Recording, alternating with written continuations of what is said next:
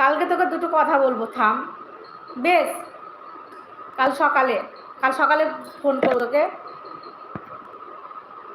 দিদি আজকে সাথীর আর আমার অ্যানিভার্সারি, 2 তারিখ না, আজকে কেউ উপোস করলো না।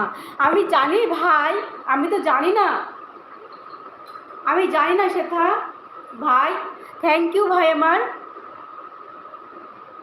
শুনে খুব খুশি হলাম। আমি সত্যি জানি না তো তোদের বিয়ের ডেট কবে সেটা আমি জানি, বল না। তুই বলেছিস কোনোদিন আমাকে? বলিসনি।